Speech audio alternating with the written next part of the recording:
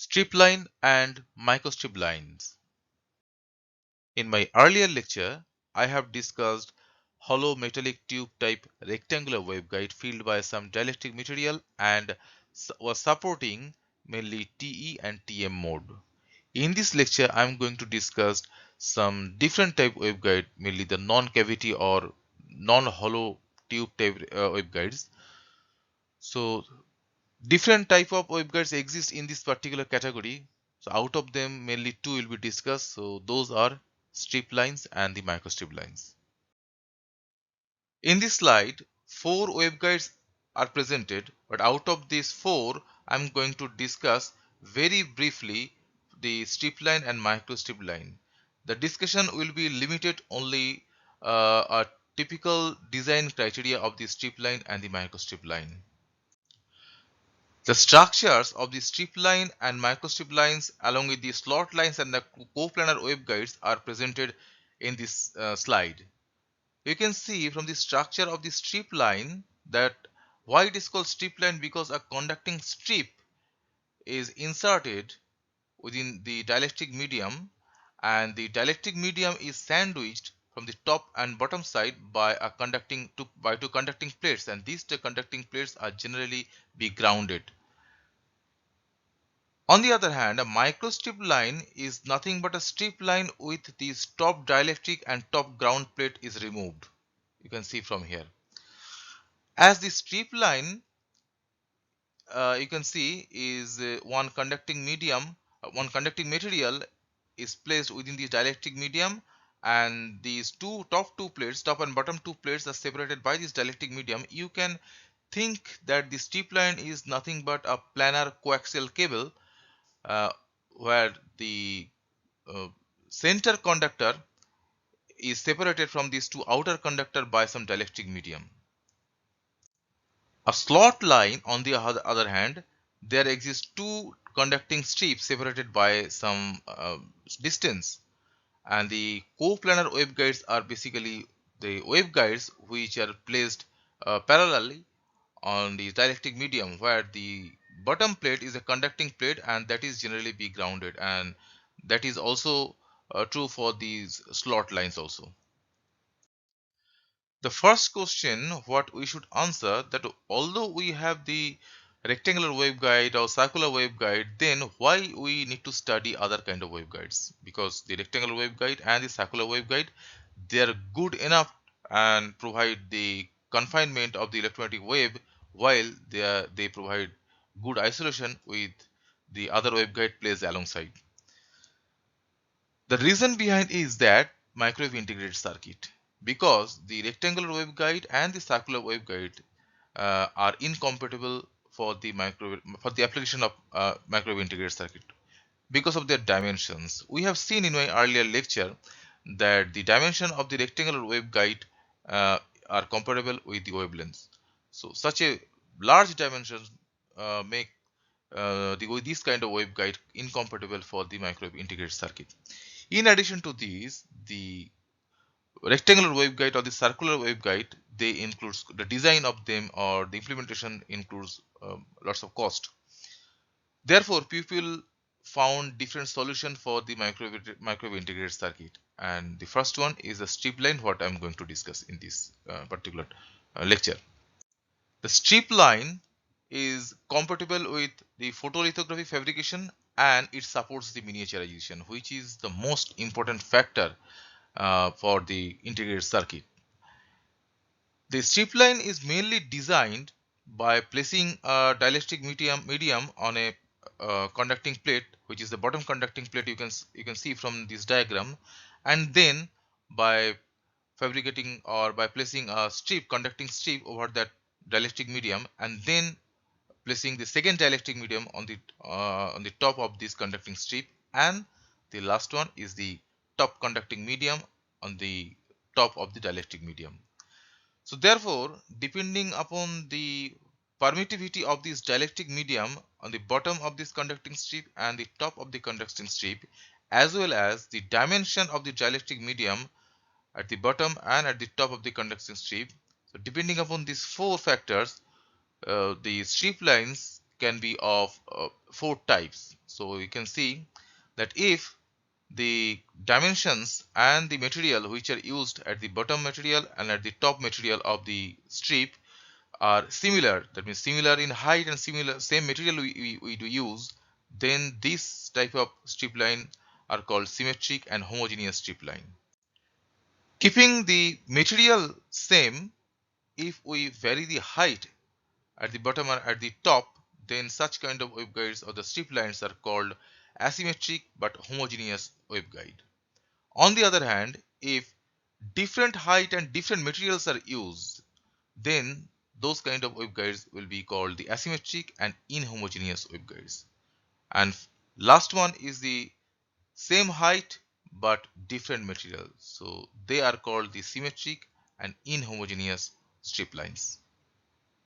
The first question that may arise in our mind, that what type of or what kind of modes will be supported by such kind of waveguides. If we compare a strip line with that of the parallel plate waveguide, you can easily say that this kind of waveguides mainly supports these TEM modes, because like the parallel plate waveguides, here also two conducting plates, the top one and the bottom one. These two conducting plates are separated by a similar kind of dielectric medium. Here I am considering the symmetric and homogeneous medium. Therefore, we can easily say that such kind of waveguide supports the TEM mode, which is the dominant mode. But however, in addition to the TEM mode, other higher order mode are also present for this kind of waveguides. In order to avoid those higher order mode, we can make the dimensions, that means the height or the difference between these top conducting plate and the bottom conducting plate, as well as the width, that means the dimensions between the two side walls, we can make these two dimensions less than the minimum operating wavelength.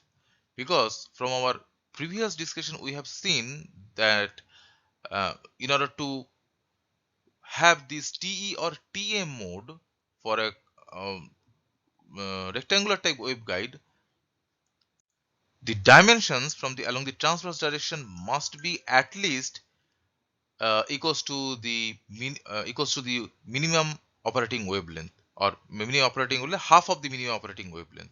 So therefore, if we made these dimensions less than the half of the minimum operating wavelength, which is lambda d I am considering over here, then we can avoid those higher order mode to exist.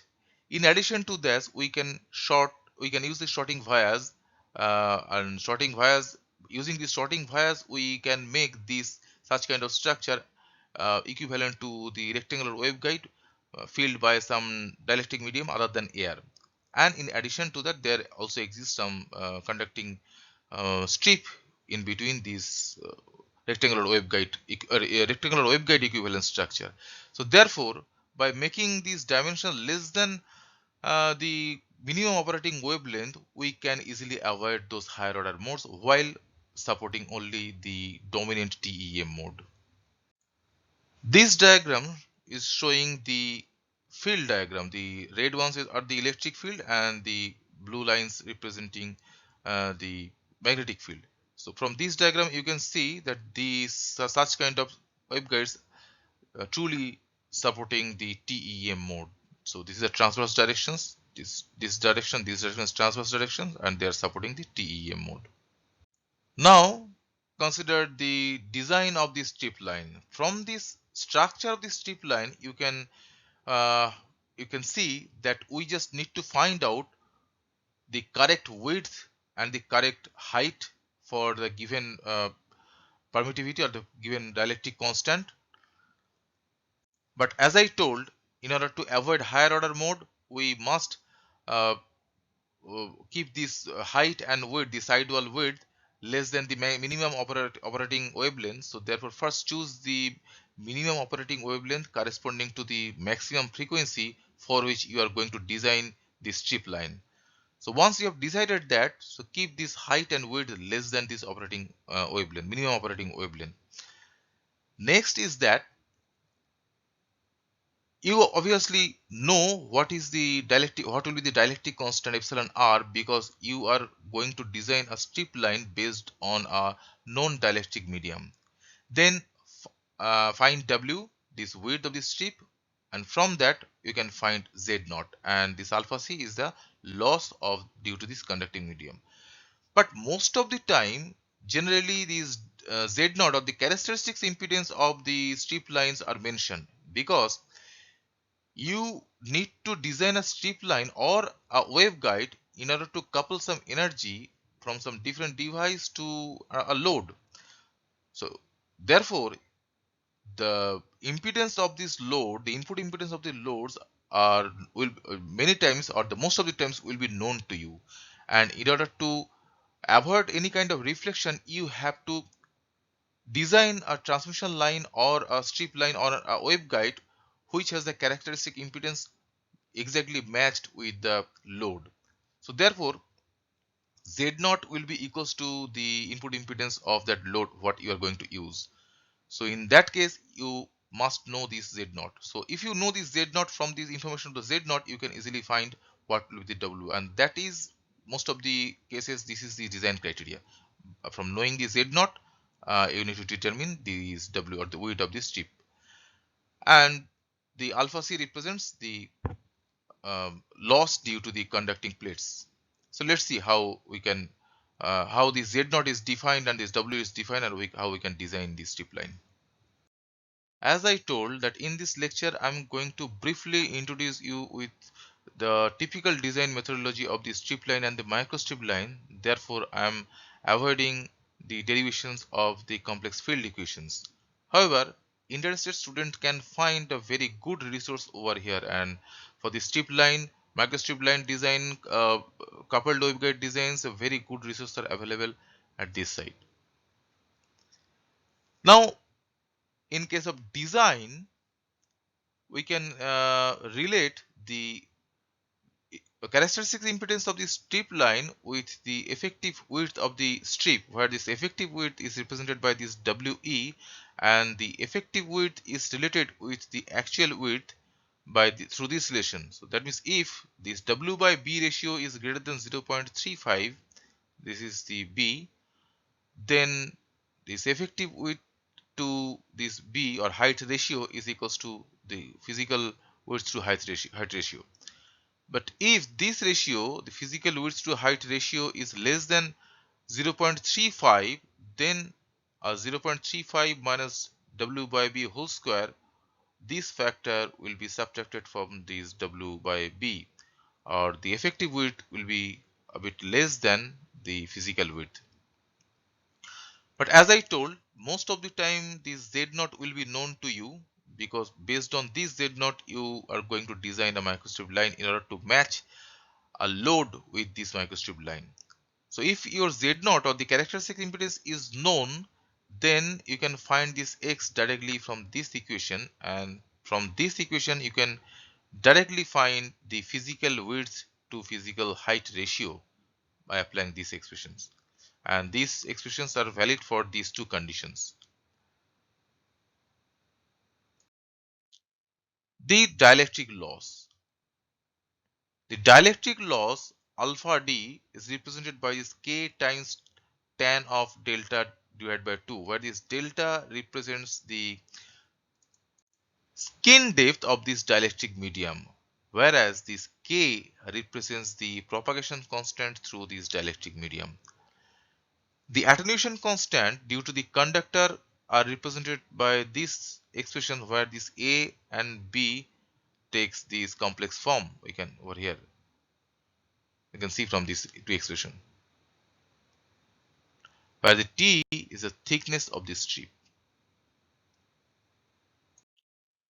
A microstrip line is another version of the strip line where the top dielectric medium and the top conducting material are removed from the strip line, and that such kind of structure results a microstrip line.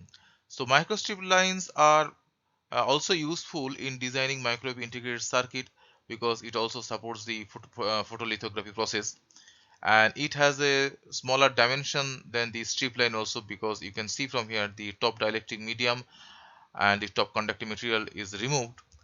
But the main question that may arise that what kind of modes this microstrip line should support, because right now the top dielectric mediums are removed. You can imagine that the bottom dielectric medium and the top dielectric medium having different dielectric material and different dielectric height, because the bottom dielectric medium has the dielectric permittivity as epsilon r, and the top one has is the air and extended up to infinity. So such kind of microstrip line can be considered as asymmetric and inhomogeneous type strip line. So what are the modes should be supported by these microstrip lines? For the timing, imagine that epsilon r equals to 1, which is the air. So if a strip line is designed in such a way that these two conductors are separated by the air medium, then obviously this microstrip line also is going to support the TEM mode, and that will be the dominant mode. But this conductor cannot be suspended in air without having any support. So therefore, we must need another dielectric medium having the permittivity or the dielectric constant greater than the air. So once you place another dielectric medium having permittivity epsilon r, and which has a value greater than 1, then a phase mismatch will appear for the wave which should propagate through this strip, because the strip appears at the interface, the air and dielectric interface between the air and dielectric. So the electromagnetic wave should propagate through the strip must propagate with a phase velocity equal to the speed of light while it is propagating through the air medium.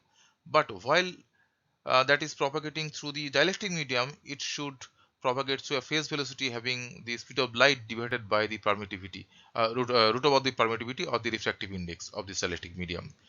Therefore, at the interface, there is a mismatch of the phase velocity. So that causes the TEM mode not to be supported by such kind of structure. Mainly a hybrid TM-TE mode exists for a microstrip line.